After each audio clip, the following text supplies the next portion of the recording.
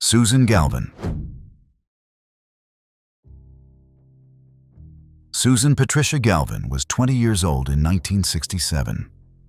She worked as a records clerk for the Seattle Police Department, a position that placed her at the heart of law enforcement operations. On the evening of July 9, 1967, Susan was seen at a bus stop and a fountain within the Seattle Center complex. She was reported missing when she failed to show up for her shift the following morning. She was enjoying her evening when she decided to leave. What happened next would remain a mystery for over 5 decades. Susan's body was found in a basement parking garage elevator at the Seattle Center 2 days after she disappeared. She had been strangled.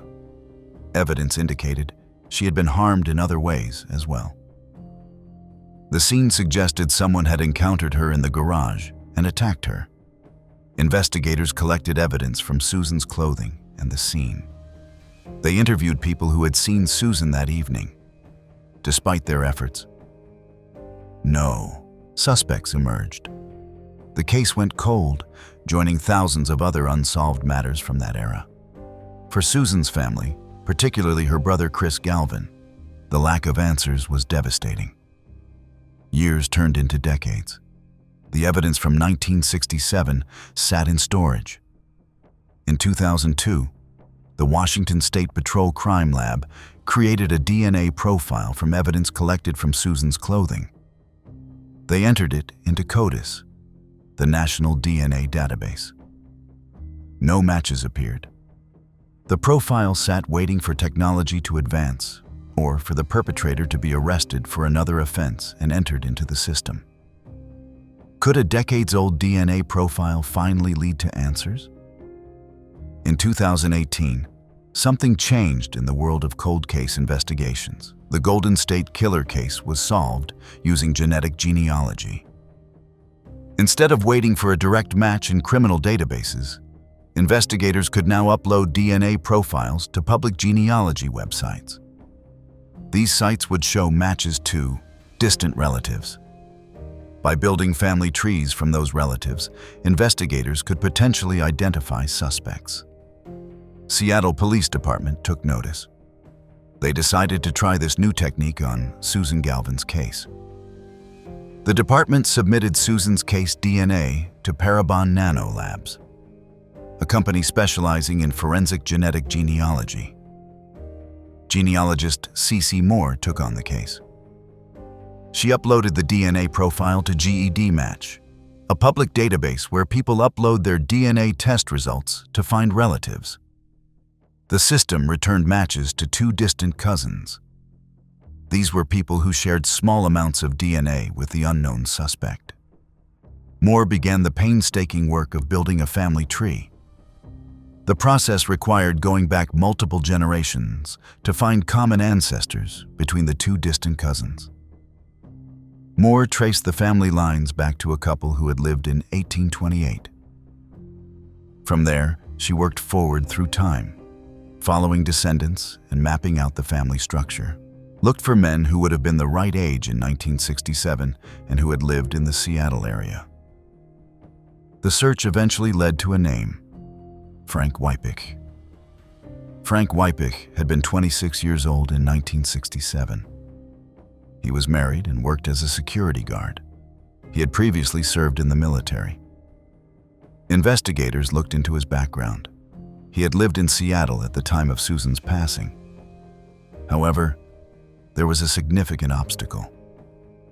Frank Wypich had passed away in 1987 from complications related to a health condition. He had been 46 years old at the time of his passing. This meant there would be no arrest, no trial, no opportunity to confront him with the evidence. To confirm the identification, investigators needed to obtain Frank Wypich's DNA directly. In April 2019, they exhumed his body from where he had been buried. They collected DNA samples and sent them for testing.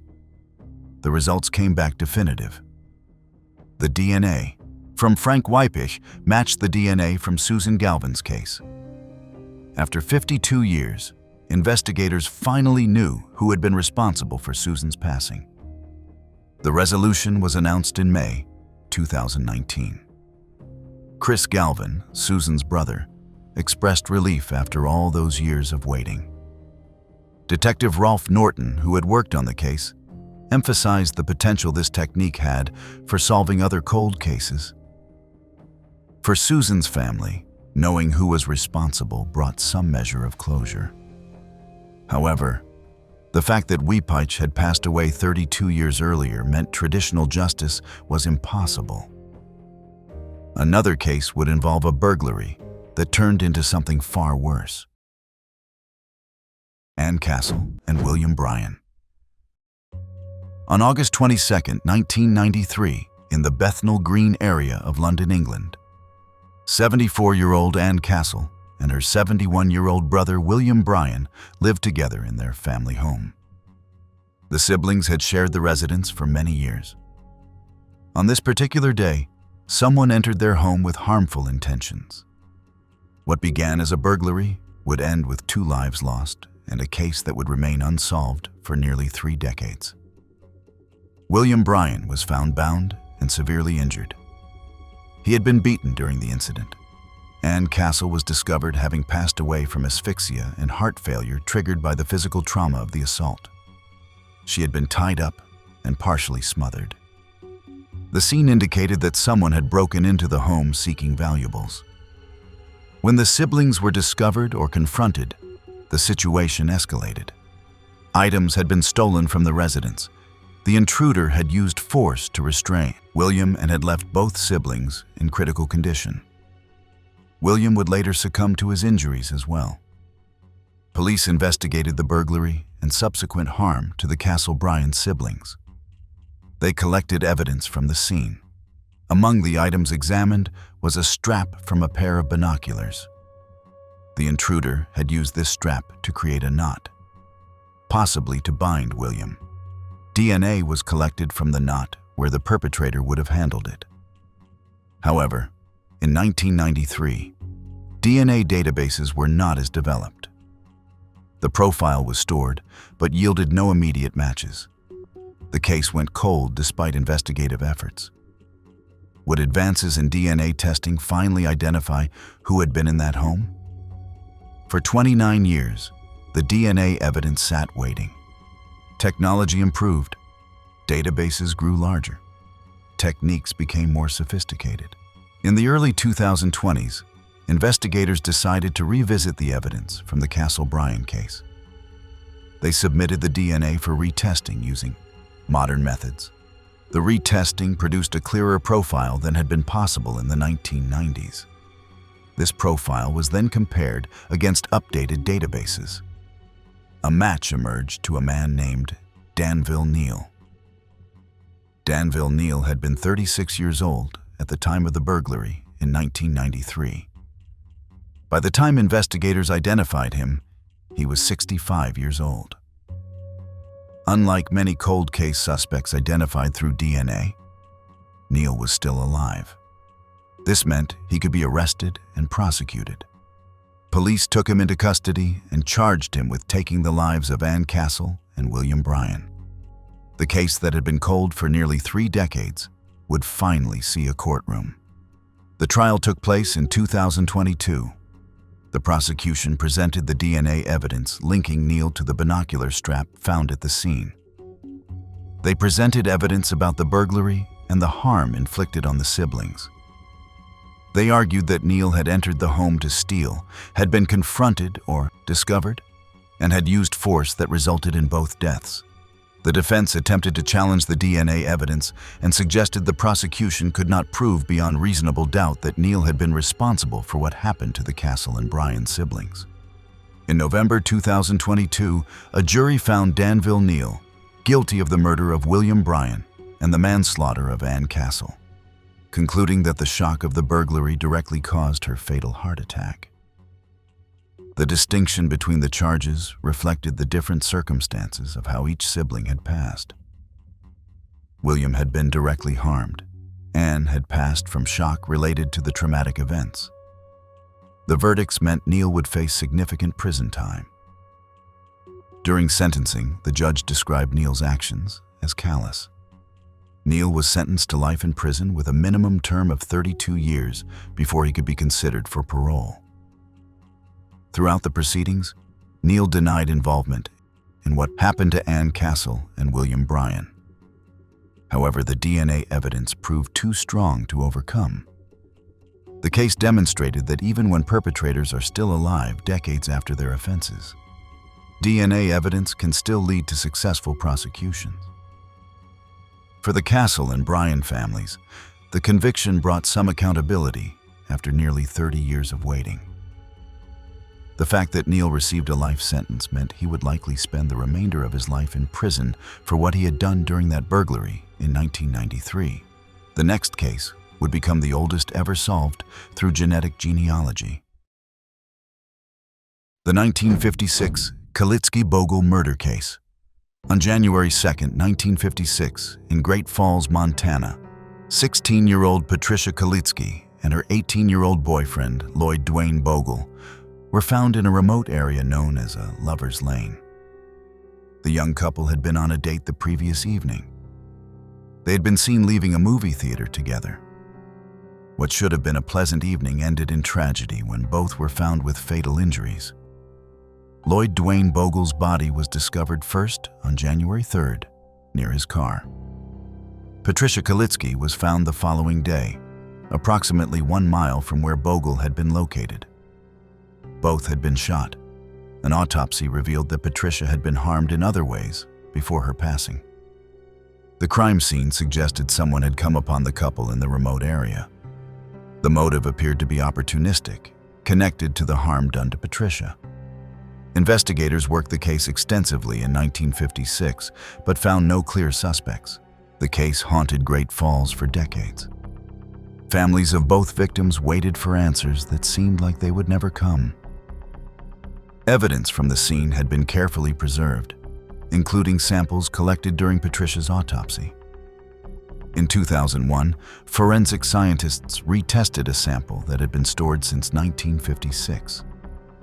They were able to extract male DNA that did not belong to Lloyd Bogle. This meant they had genetic material from whoever had harmed Patricia. However, entering it into databases produced no matches. Could evidence from 65 years ago finally identify a suspect? In 2012, Detective Sergeant John Cadner of the Cascade County Sheriff's Office reopened the case. He reviewed all the evidence and investigated new leads. When genetic genealogy began solving other cold cases in the late 2010s, Cadner saw an opportunity. He worked with Parabon Nanolabs to apply this technique to the Kalitsky-Bogle case. The DNA profile was uploaded to GED Match. The system found distant relatives who shared DNA with the unknown suspect. Genealogists built a reverse family tree from these relatives. They traced family lines back through time, then forward to identify possible suspects. The work took months of careful analysis. Eventually, the tree pointed to a man named Kenneth Gould. In 1956, Gould had been 29 years old and living in Great Falls. He had later moved to Missouri in 1967. Investigators learned that Gould had passed away in 2007 at 79 years old. This was frustrating because it meant no trial could occur. To confirm the identification, investigators needed direct DNA from Kenneth Gould. They approached his children, who still lived in Montana, and explained the situation. The children voluntarily provided DNA samples for comparison. The laboratory compared the children's DNA to the evidence from 1956. The match came back with 99.99% certainty. Kenneth Gould was the source of the DNA found with Patricia Kalitsky. After 65 years, investigators finally knew who had been responsible. The resolution was announced in June 2021. It marked the oldest cold case ever solved through genetic genealogy. Patricia Kalitsky's nephew expressed that solving the case brought a huge sense of accomplishment. Lloyd Bogle's relatives noted the bittersweet nature of the closure. They finally had answers, but justice in the traditional sense could not be served since Gould had passed away 14 years earlier. Authorities emphasized how the careful preservation of evidence from 1956 had made the resolution possible. Kenneth Gould had no prior criminal record. He had never been a suspect during the original investigation in 1956. Nothing in his background would have drawn attention to him. This made the genetic genealogy breakthrough even more significant. Without this technology, the case would likely have remained unsolved forever. Another case would involve a widow in her own home.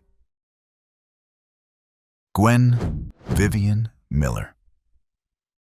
Gwen Vivian Miller was a 60-year-old widow living alone in Rapid City, South Dakota.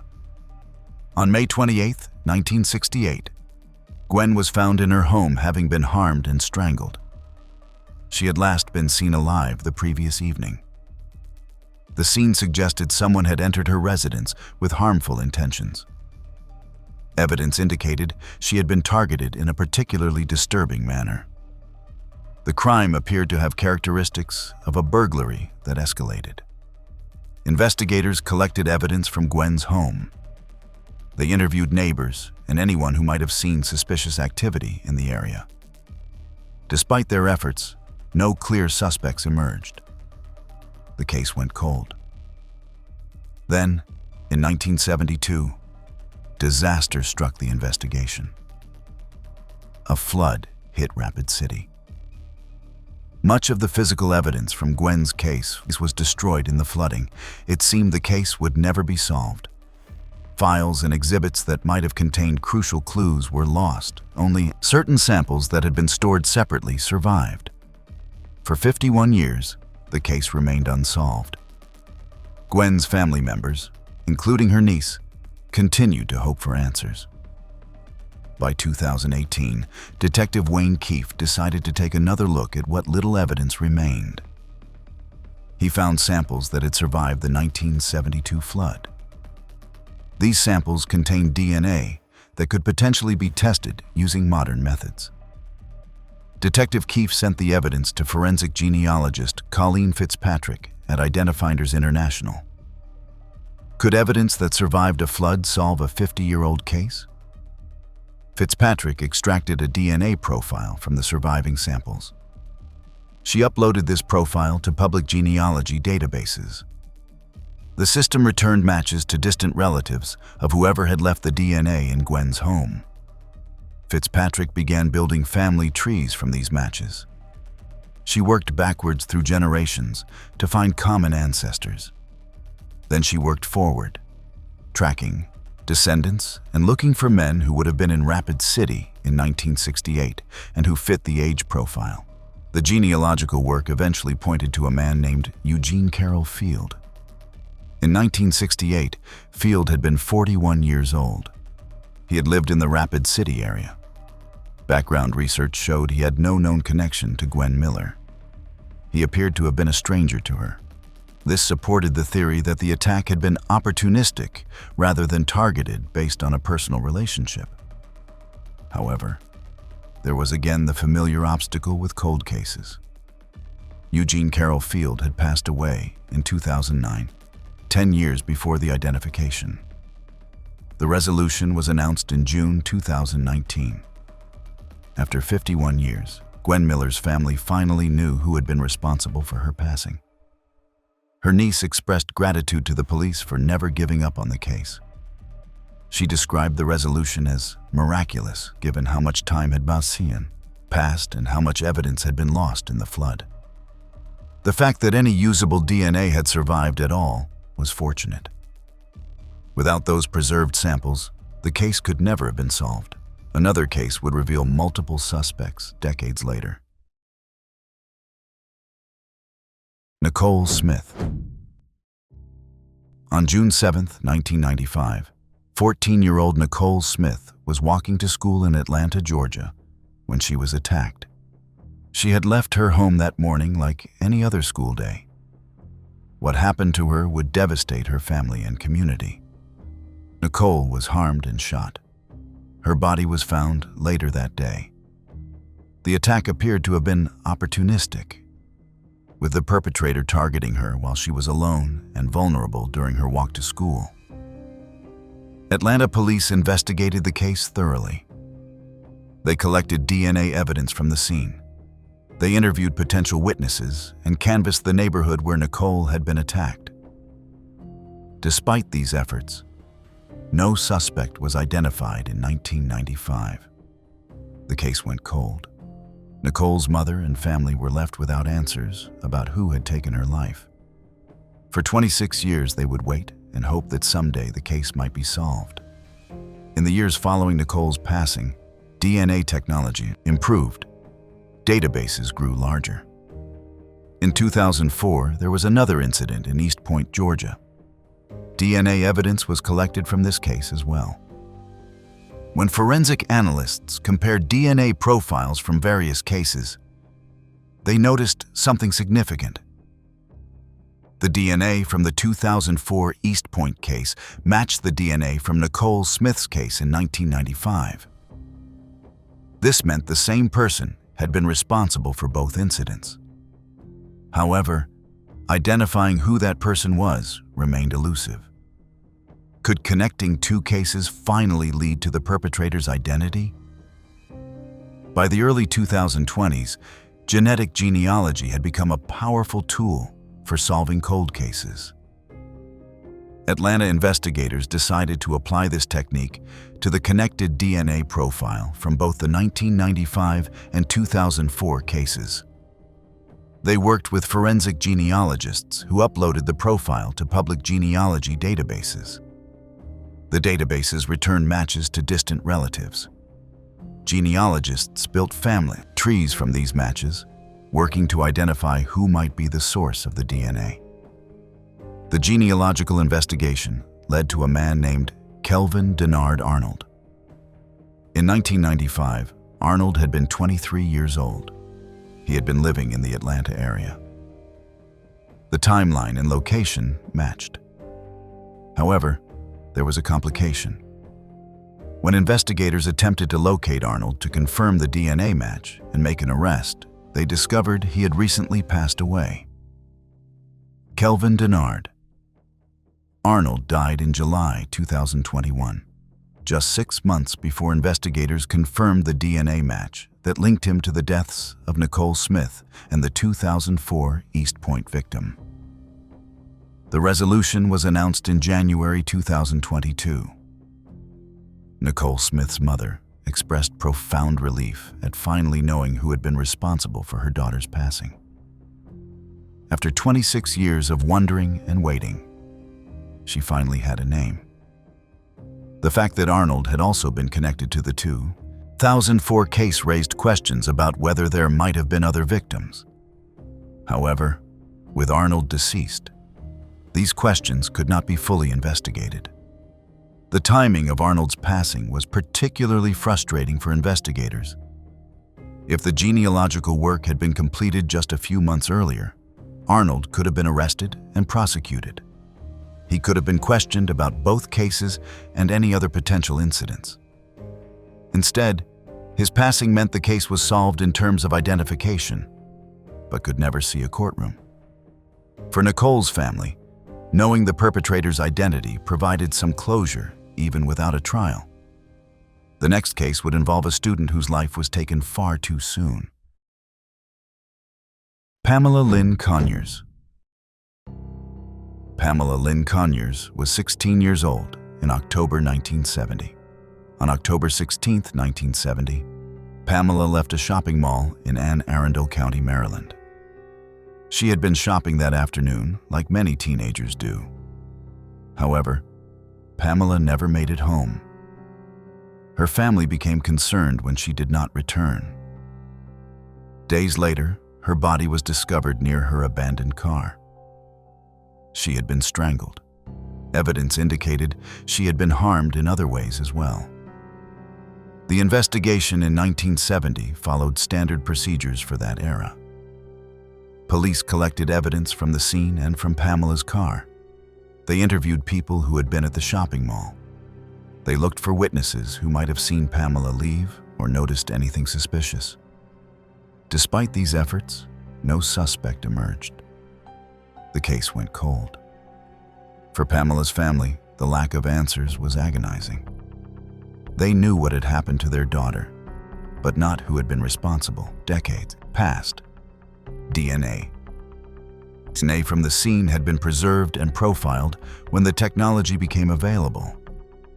However, entering it into databases produced no matches. The case remained frustratingly unsolved. Then, in the early 2020s, investigators decided to apply genetic genealogy techniques. The DNA profile was sent to specialists who could work with public genealogy databases. The process of building family trees from distant relatives began. Would genealogy reveal one suspect or potentially more? In 2023, the genealogical investigation led to a name: Forrest Clyde Williams III. Williams had lived in the area in 1970. He would have been the right age at the time of Pamela's passing. However, Williams had passed away in 2018, 5 years before being identified as a suspect. This meant no trial could occur. The identification of Forrest Clyde Williams III was announced in March 2023, and the male identification of the second suspect, Donald Willard, was disclosed during the same investigative window in early 2023, as both men were linked to the evidence simultaneously through genealogical mapping. Like Williams, Willard had also passed away in 2018.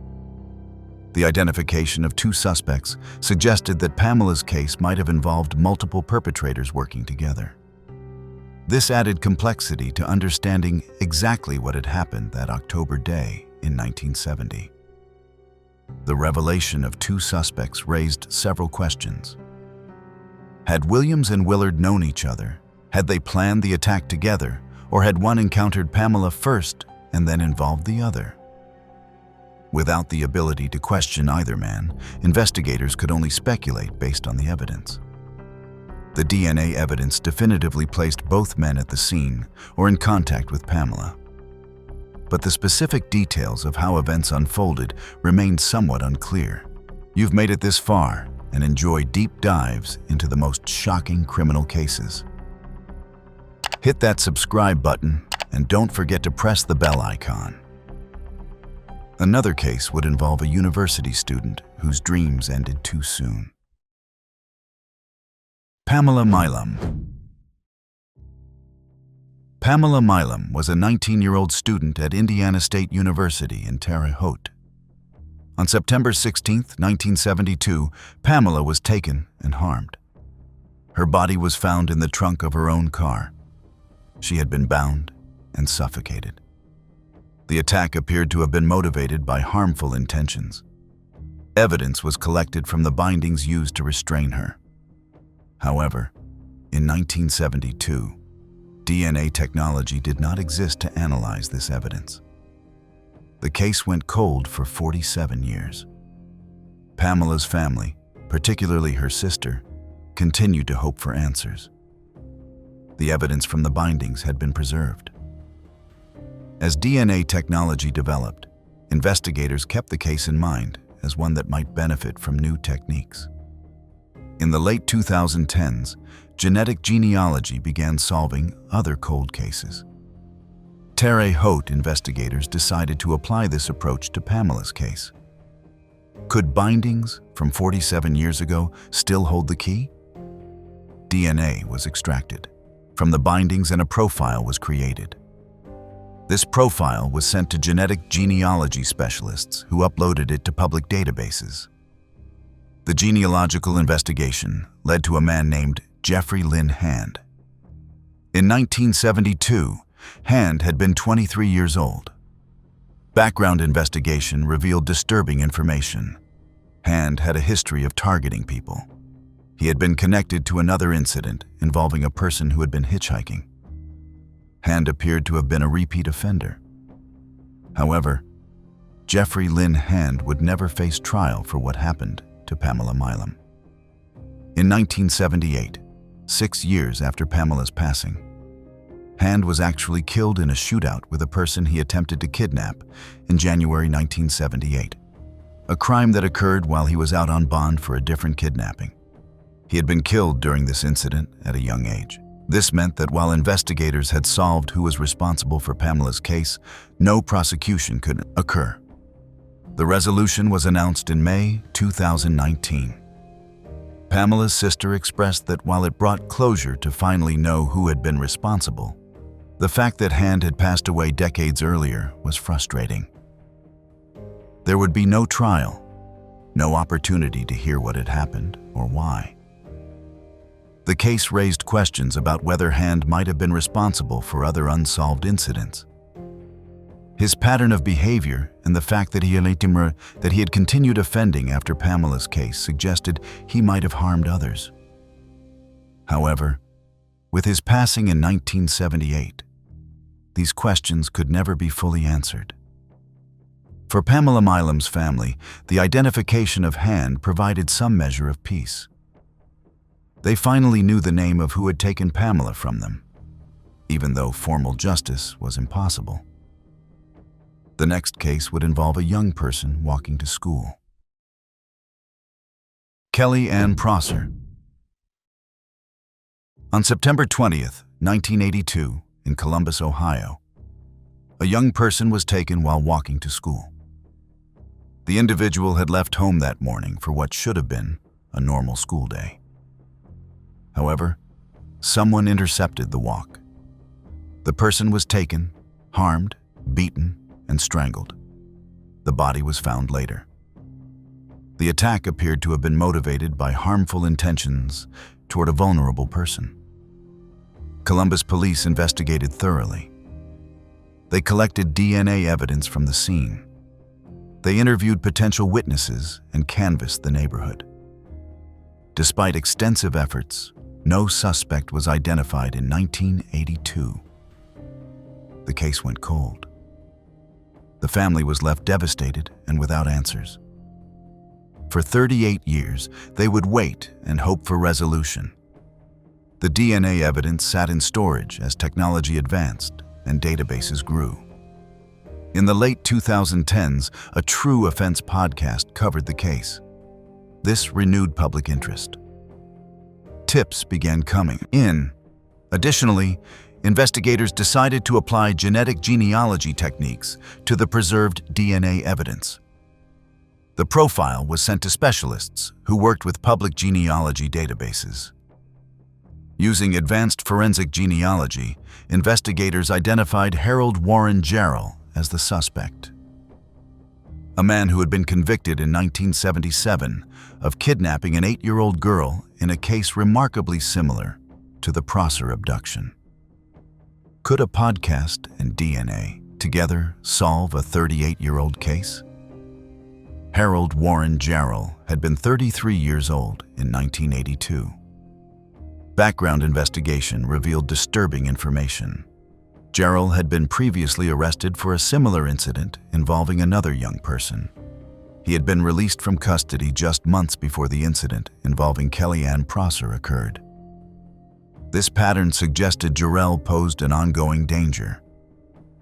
However, like many cold case suspects, Jarrell had passed away years before being identified. He had died in 1996 in Las Vegas.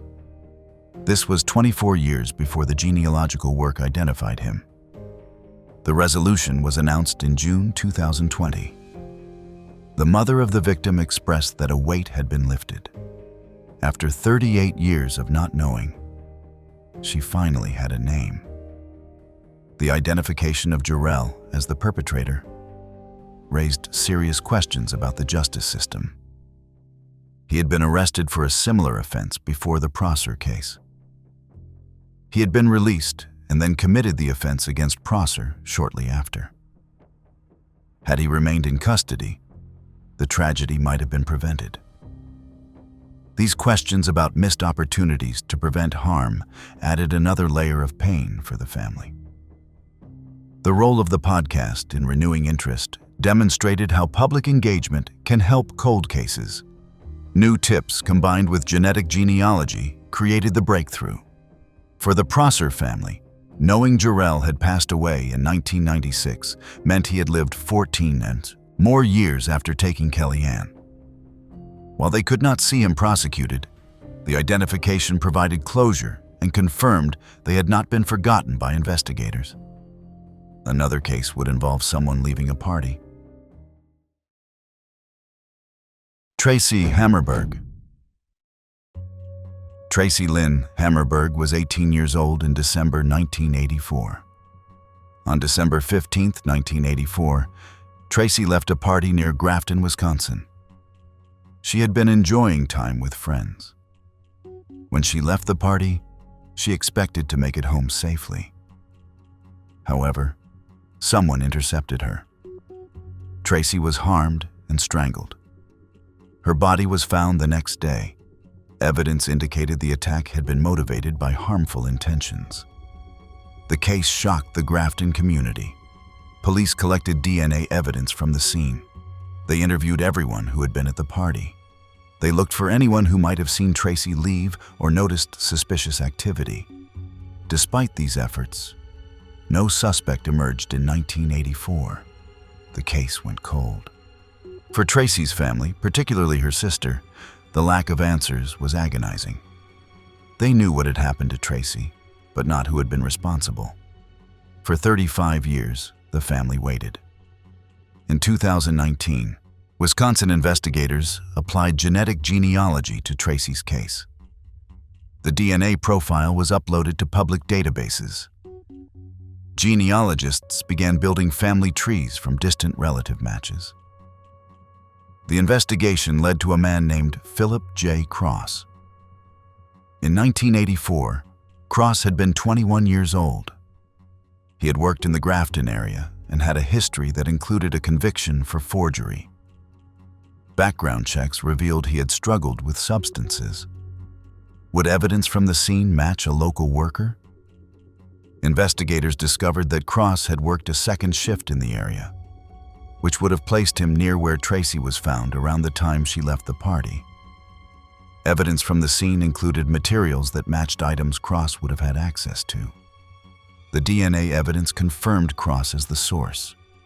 The DNA evidence definitively matched Philip J. Cross, who had died in September 2012 at the age of 49 from a drug overdose, just years before investigators utilized genetic genealogy to close the case. He had been 50 years old. This meant no trial could occur. The resolution was announced in October 2019. Tracy's sister spoke about the resolution. She expressed frustration that Cross had lived his life while Tracy had not had that opportunity. Cross had lived 28 years after taking Tracy's life before his passing. For the family, this was difficult to accept. They wanted to see him face consequences, but that was no longer possible. The identification at least provided answers about who had been responsible. The family could finally have some closure knowing Cross's name. The next case would involve a taunting letter sent years after. Anna Jean Kane. Anna Jean Kane was a 26-year-old mother living in Berks County, Pennsylvania. On October 23, 1988, Anna was found beaten and strangled. Her body was discovered in a wooded area. Evidence suggested she had been targeted. The motive was unclear, though it may have been connected to her work circumstances. DNA evidence was collected from her clothing. However, in 1988, the technology to fully analyze and use this evidence was limited. The case went cold. Then in 1990, something unusual occurred. Police received a letter. The letter contained taunting messages about Anna's case. Someone had written to authorities apparently gloating about what had happened. The letter writer had sealed the envelope and in doing so had left saliva on the seal. This saliva contained DNA. At the time, investigators could not do much with this evidence. They preserved both the letter and the DNA from Anna's clothing, hoping technology would eventually advance enough to help. For 34 years, both pieces of DNA evidence sat waiting. As technology improved, investigators periodically checked whether new techniques might help. In the early 2020s, they decided to apply genetic genealogy. Both DNA samples were analyzed and profiles were created. Investigators performed a DNA comparison that proved the saliva on the 1990 taunting letter was an exact match to the suspect DNA profile found on Anna Jean Cain's clothing, confirming that the killer and the letter writer were one and the same. The profile was uploaded to genealogy databases. Could a taunting letter from 32 years ago identify the sender? The genealogical investigation led to a man named Scott Grimm. Grimm had been 26 years old in 1988, the same age as Anna. He had lived in the area. Background investigation revealed that Grimm had been arrested in 2002 for an incident involving harassment. This suggested a pattern of problematic behavior toward others. The fact that he had sent the taunting letter demonstrated a concerning mindset. However, Scott Grimm had passed away in 2018 from natural causes. He had been 56 years old. This was 4 years before the genealogical work identified him. The resolution was announced in August 2022. Investigators noted that technology had finally caught up to solve a case that had seemed impossible for decades. The taunting letter, which had been meant to mock investigators, had ultimately become the key piece of evidence that identified the perpetrator. For Anna Jean Cain's family, the identification of Grimm brought closure. They finally knew who had been responsible and who had sent that disturbing letter years later. Another case would cross international borders. Yvonne LaRue. Yvonne LaRue was a 16-year-old from Toronto, Ontario, Canada. On July 29, 1972, Yvonne was hitchhiking home in King Township when she was attacked. Hitchhiking was more common in the 1970s than today, but it carried risks. Yvonne was harmed and strangled. Her body was found later. The attack appeared to have been opportunistic, with someone offering her a ride and then harming her. DNA evidence was collected, but in 1972, Canadian authorities had limited ability to analyze it. The case went cold for 51 years. Yvonne's family continued to hope for answers. The DNA evidence had been carefully preserved by York Regional Police. As technology advanced, they periodically checked whether new techniques might help solve Yvonne's case. In the early 2020s, Canadian authorities began using genetic genealogy successfully on other cold cases.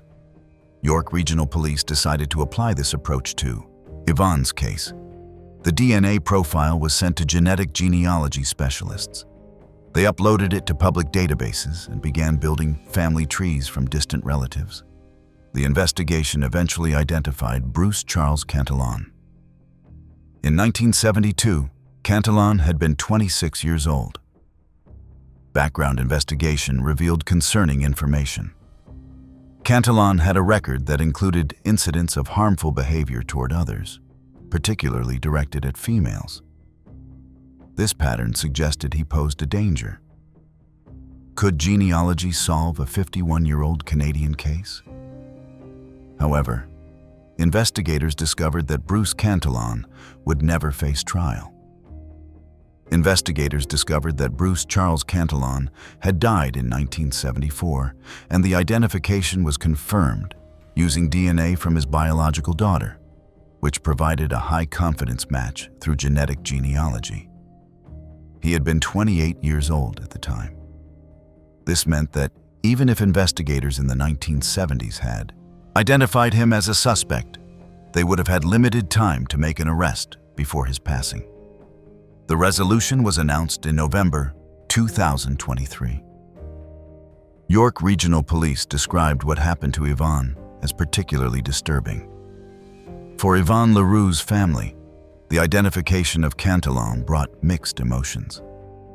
They finally knew who had been responsible for taking Yvonne from them. However, the fact that Cantillon had passed away 49 years before being identified meant no formal justice was possible. The case also raised questions about whether Cantillon might have been responsible for other unsolved incidents. His pattern of harmful behavior and the fact that he had taken his own life shortly after Yvonne's passing suggested possible guilt or fear of being caught. The next case would involve a couple in their home. Linda Bernhardt. On November 6, 1973, in Billings, Montana, 24-year-old Linda Bernhardt and her husband Clifford, also 24, were found in their home. Both had been harmed in their own residence. Linda had been harmed and stabbed. Clifford had been shot. The scene suggested someone had entered their home, possibly with burglary intentions, and the situation had escalated. Evidence indicated Linda had been targeted in particularly harmful ways. DNA evidence was collected from the scene. The double incident shocked the Billings community. Police investigated thoroughly. They interviewed neighbors and looked for anyone who might have had reason to target the Bernhardt couple. Despite extensive efforts, no suspect emerged in 1973. The motive remained unclear, though the evidence suggested it might have been related to a burglary that went wrong. The case went cold. For 45 years, the Bernhardt family waited for answers about who had taken Linda and Clifford from them. In 2019, Montana investigators applied genetic genealogy to the case. The DNA profile from the scene was sent to Parabon Nanolabs. They uploaded it to public genealogy databases and began building family trees from distant relatives. The investigation identified Cecil Stan Caldwell as the killer, a man who had actually been a co-worker of Clifford Bernhardt at the local concrete plant. A personal connection that had gone overlooked for decades. Could a city worker have targeted a local couple? To confirm the identification, investigators needed to verify the DNA match. They discovered Caldwell had a brother who was still alive. The brother voluntarily provided a DNA sample for comparison. The sample eliminated the brother as a suspect, but confirmed Cecil Stan Caldwell as the source of the DNA from the Bernhardt home. However, Caldwell had passed away in 2003. He had been 59 years old. This meant no trial could occur. The resolution was announced in March 2019. For the Bernhardt family, the identification of Caldwell provided answers, but also raised questions. Why had someone who worked for the city and appeared to have a stable life targeted Linda and Clifford? What had led to the escalation that resulted in both their deaths? These questions could not be answered since Caldwell had passed away 16 years before being identified. The family expressed gratitude that the case had been solved, but frustration that Caldwell had lived 30 years after the incident before his passing. The case demonstrated how people in trusted positions or with stable employment can sometimes be responsible for terrible acts. Caldwell's city employment might have helped him avoid suspicion in 1973. He appeared to have a normal life and did not fit stereotypical profiles of someone who would commit such acts. The DNA evidence provided definitive proof that appearance and employment status do not indicate innocence. For Linda and Clifford Bernhardt's family, while justice in court was impossible, knowing Cecil Stan Caldwell's name brought closure after 45 years of waiting. The final case would involve a person of trust. Irene Garza. Irene Garza was a 25-year-old teacher and former beauty queen in McAllen, Texas. On April 16, 1960, Irene went to Sacred Heart Church to participate in confession. This was a routine religious practice for her. However, Irene never returned home. Days later, her body was found in a canal. She had been suffocated. Evidence indicated she had been harmed in other ways. The circumstances suggested someone at the church might have been involved. Suspicion fell on John Fite, a 27-year-old priest at the church. Weeks before Irene's passing, another woman had been attacked at a different church where Fite had served. That woman had survived and provided a description. However, in 1960, the church transferred Fite rather than cooperating fully with investigators. He left Texas and continued in religious service elsewhere before eventually leaving the priesthood in 1972. He married, had a family, and worked in insurance. The case went cold. For 42 years, Irene's family pushed for the case to be reopened. In 2002, authorities decided to take another look. They attempted to extract DNA from Irene's clothing. Although DNA evidence was unavailable due to degradation, the prosecution secured a conviction based on eyewitness testimony and the testimony of former monk Dale Tasheny, who revealed that John Fite had confessed the murder to him while in a monastery in 1963. Then, investigators learned something significant. Other clergy members came forward with information. Could confessions to fellow clergy members be enough without DNA? Several priests reported that Fite had confessed to them about what happened to Irene Garza. These confessions had been made over the years, but the priests had not come forward earlier. Based on these statements and other evidence, authorities arrested John Fite in 2016. He was 83 years old. This made him one of the oldest people to face trial for a decades-old offense. The case went to trial in 2017. At trial, Fite denied responsibility. He maintained he had not harmed Irene. However, the testimony from the clergy members who had heard his confessions was powerful. The jury also heard about the attack on the other woman weeks before Irene's passing. This established a pattern. In 2017, after 57 years, John Fite was convicted. He was sentenced to life in prison. This was remarkable given his age and the time that had passed. Irene's family expressed relief that justice had finally been served, even if delayed by decades. John Fite passed away in 2020 while serving his sentence. He was 90 years old. He had lived 60 years after taking Irene's life before facing consequences. The case raised serious questions about the church's role in protecting Fite and preventing earlier justice. If the church had cooperated with investigators in 1960, instead of transferring Fite, the case might have been solved immediately. For Irene Garza's family, the conviction brought a measure of peace. Unlike most cold cases where perpetrators die before identification, they had seen Fite face trial and be held accountable, even if only for his final years. This was all from our side today. Thanks for watching. Click here to check out another video.